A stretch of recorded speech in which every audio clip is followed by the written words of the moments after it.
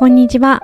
今回の動画ではミニマリストになって良かった5つのことをお伝えします。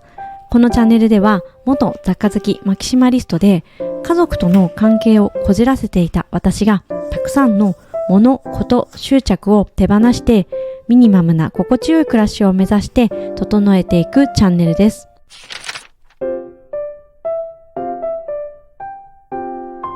先日ミニマリストシンさんとのコラボ動画をアップしました。シンさんのインタビューを受けたり、シンさんのお家にお邪魔してお話を伺ってみて、改めてミニマリズムの良さを感じました。概要欄にコラボ動画のリンクを貼っているので、よかったらそちらもチェックしてみてください。私は4年ほど前からミニマリストを意識して物を減らしてきましたが、4年前までは想像もつかなかったほど人生が変わったことを実感しています。とにかく毎日が楽しいです。なぜならやりたくないことをせずに自分のやりたいことに集中しているからです。過去の私のように自分に自信が持てない方、毎日がつまらないと感じている方、人生を変えたい方はぜひ最後までご覧ください。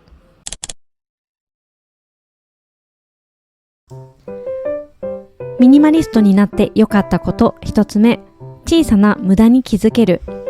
物が多かった過去の私は何かを解決しようと思った時に何かをプラスすることで解決をしようとしていました。物が散らかってしまうからと収納を買ってみたり、汚れやすいからとより強い洗剤を増やしてみたりと増やすことで解決をしていました。痩せないからと痩せる飲み物やサプリを増やしたり、料理のモチベーションを上げようとデザインがいいキッチンツールを増やしたこともあります。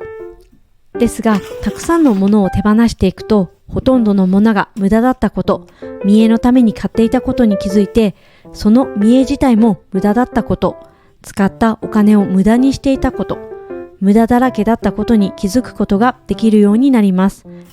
自分が無駄にしてしまった多くのものやお金や時間に気づくと、少しの無駄ももったいないと思うようになって、敏感に無駄に気づけるようになります。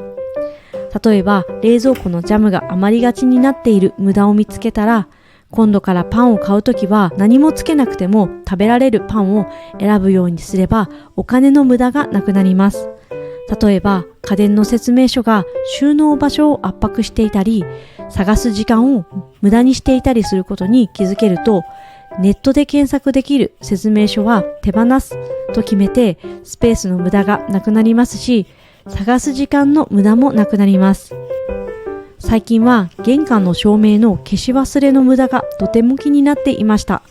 我が家の玄関は日当たりが悪いので、日中でも電気をつけることが多いのですが、靴を履いた状態で電気を消そうとすると、消しづらくつけっぱなしになっていることがよくありました。子供たちに口うるさく注意していましたが、私自身も消しにくさを感じていたので、人感センサーのついた電球に買い替えました。誰かが消し忘れてもつけっぱなしになることがないので、結果的に無駄な電力と無駄なストレスも減らせました。こういった小さな無駄に気づいて改善ができると、時間やスペース、お金に余裕ができるようになるので、自分の大切なことや大切な人に時間やお金を使えるようになります。ミニマリストになって良かったこと2つ目、迷いがなくなる。無駄の話をしましたが、迷うことも無駄なことが多いです。私は超優柔不断で何をするのも迷って結局決まらないことが多かったです。ドラッグストアやスーパーでの買い物に行ってもかなり時間がかかっていました。ですが、物を減らすようになってからは迷うことが減らせるようになりました。人は1日に35,000回判断をしていると言われていますが、日々の小さな決断を減らすことができると、決断疲れがなくなって、衝動的な行動や衝動的な買い物を減らすことができます。服を減らして私服を制服化してしまえば、何を着ようかと迷う時間がなくなります。靴の種類もスニーカー、革靴、ブーツの3足しか持たなければ何を履くか迷うことはありません。ご飯を夕方に作るときに何を作ろうかと迷わないように、事前に献立を作るようにしました。献立を作って、それに必要な食材を書き出せば、買い物先で迷うこともなくなります。迷うことを減らせると、買い物が早く終わるだけでなく、食事の準備をするときの憂鬱な気分もなくなります。ミニマリストになってよかったこと3つ目、人の目を気にしなくなる。以前は人の目が気になって人の顔色を気にして行動していたことがあります。周りの人の雰囲気で自分は嫌われているのだろうかと考えたり、嫌われないように行動をしていたこともあります。つまり他人軸で物事を選んでいました。他人軸になってしまうと、自分が好きなこととか好きなものとかやりたいこと、そういったことがわからなくなってしまいます。ですが、たくさんの不要なものを手放して、1年後に目標を叶えた自分が持っていたいものを選ぶということを繰り返していくと、おのずと自分に集中することができます。例えば、1年後に海外旅行に3回行く目標だとしたら、それを叶えた自分が持っているかと自問しながら物を要不要で分けていきます。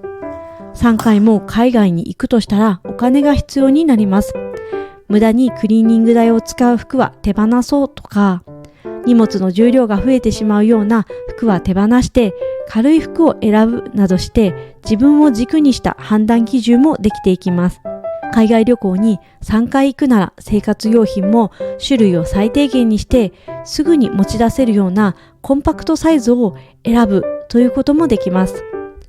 他人軸から自分軸で物事を判断できるようになると、自分がどうしたいかを基準に考えられるようになるので、人の目を気にして選ぶことがなくなります。以前の人目を気にする私なら、パートを辞めて YouTube をやるなんてきっとできなかったと思います。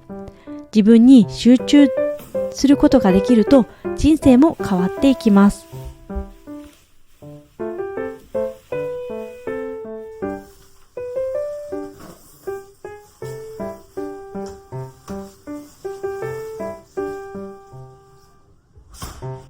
ミニマリストになって良かったこと4つ目、健康的になる。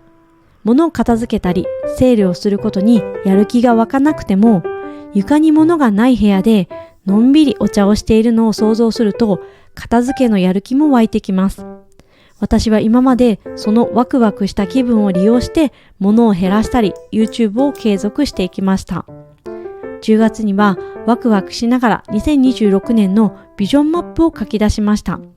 仕事、健康、家族、暮らし、お金、趣味の6つの項目で理想を書き出して、そのために来年どんなアクションをするかを書き出しました。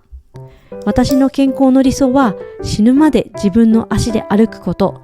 死ぬまで自分の歯で食べることです。そこが明確になると、運動しないことは考えられません。ある程度筋肉をつけなければいけませんし、お菓子を減らしてなるべくバランスの取れた食事を心がけるようにします。歯医者の定期検診もいつ行くかを来年のスケジュールに書き込みました。運動習慣もお金をかけずに一人で好きな時間に好きな音楽を聴きながらのランニングなら気分転換になって筋力をつけることもできます。物を手放すと時間ができて運動する時間は確保できますが、やる気が湧いてくるかは別の問題です。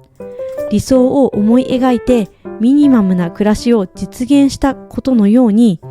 自分の未来の理想を思い描くことで気分が乗らない時もランニングを継続することができています。ミニマリストになって良かったこと5つ目、自分に自信が持てるようになる。以前は判断基準が明確でないので、自分ができているかできていないのかさえわからないことがありました。誰かの理想や誰かからどう見られるかを判断の基準にしてしまうと、判断軸がぶれて自分の決めたことにも自信が持てなくなります。ですが、物を手放すことを繰り返していくと、自分の判断基準が明確になっていくので、それを選んだ自分にも自信や確信が持てるようになります。自分の理想の暮らしを思い描いて、そこをめがけて物を減らしていくと、自分で選ぶ経験をたくさんします。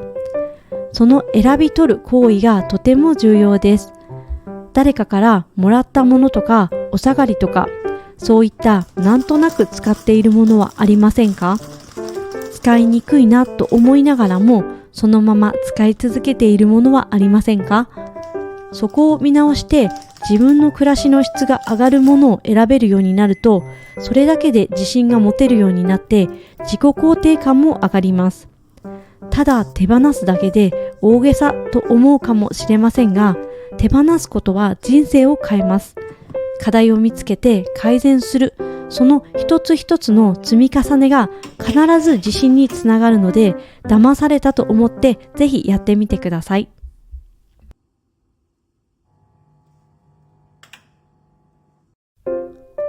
いかがでしたか？今回の動画ではミニマリストになって良かった5つのことをお伝えしました。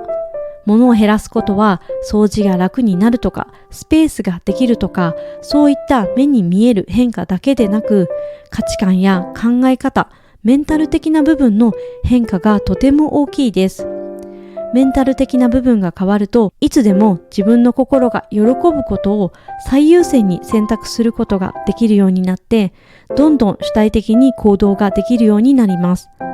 私はこのメンタル的な部分の変化が一番大きなメリットだと感じています。